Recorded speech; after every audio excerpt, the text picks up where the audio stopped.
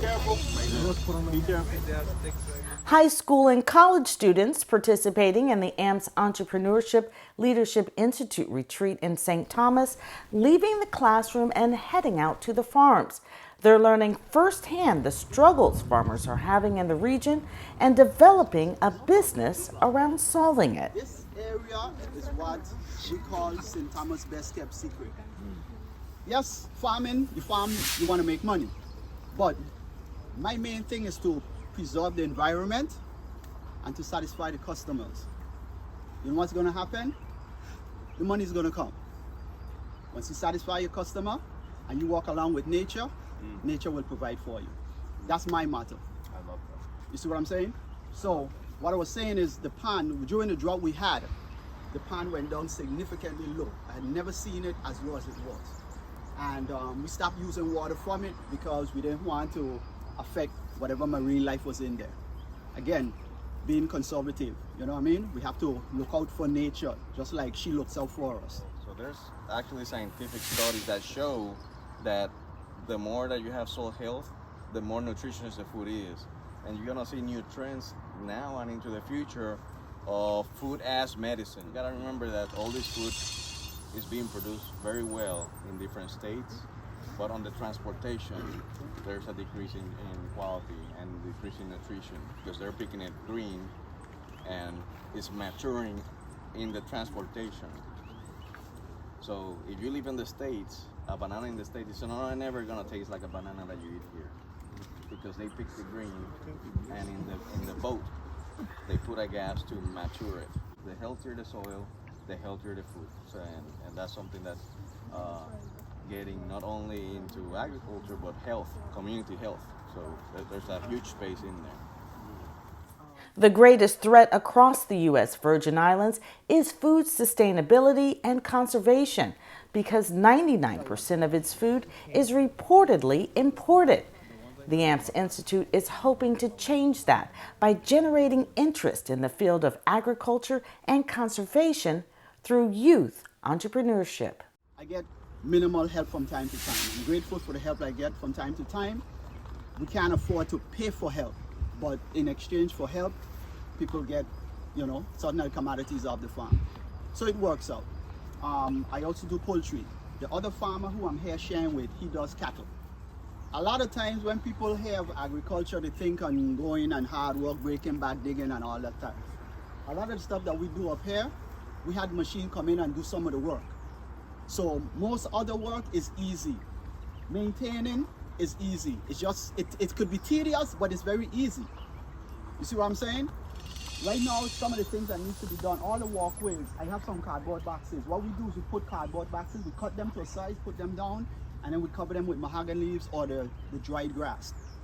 And that's to prevent the weed pressure. It keeps the weed back. Plus, the cardboard, any paper product, right? It attracts the earthworms.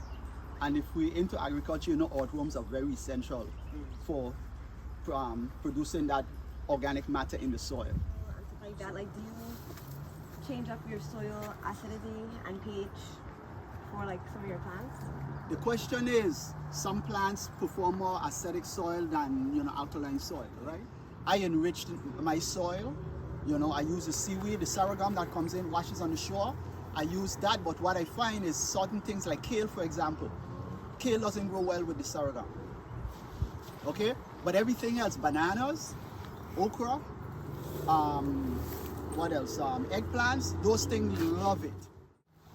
Water is adding a lot of organic matter, and a lot of that organic matter tends to balance soil. Okay, so that's what the soil is doing. Same thing with the sargassum. He's putting sargassum. That's a lot of organic matter. I agree with him that some amount of sodium is important, but sodium bioaccumulates and it's gonna stay in the soil. If you keep putting and putting and putting and putting, it can be detrimental to growth eventually. And you see that in farms where there's a high level of sodium, not every plant grows, and you have to be careful of how much are you adding, monitor, and how, the periods of time that you're using that. So, but as long as you're adding organic matter, usually that creates a buffer on the soil. On the Organic West farm, Wade Wabael not only sharing innovative ways he's come up with preserving the soil, but what he calls the odorless chicken coop.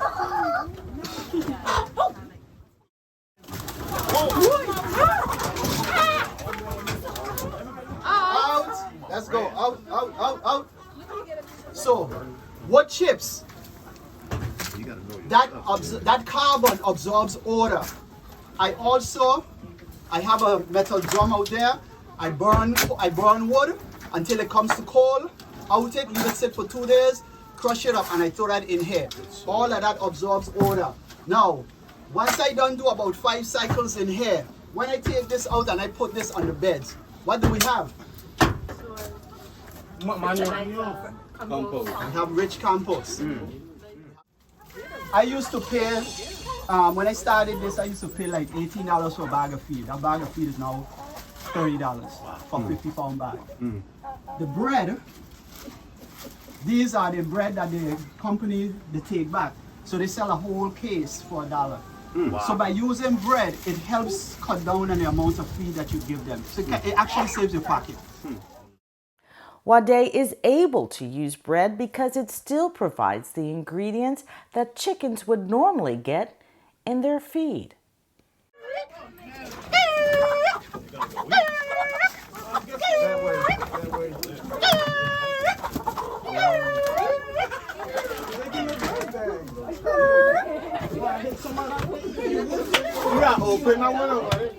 After gathering up a few stragglers, it was time to talk business. Today. Water, that can be an issue. Labor is an issue nationwide. This is an issue that's nationwide.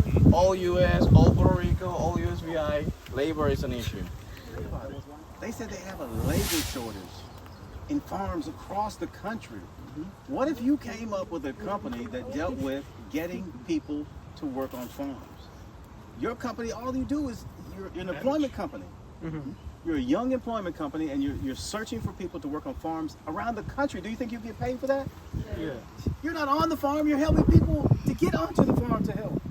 Looking for jobs. That's There's excellent. a concept that was introduced, and I just had a meeting with some of the guys from the Department of Labor this week and the governor's office, and it's something called seasonal migrant workers, and that's something that we really don't have here, but there are some instances where that shows up. There's some in Puerto Rico.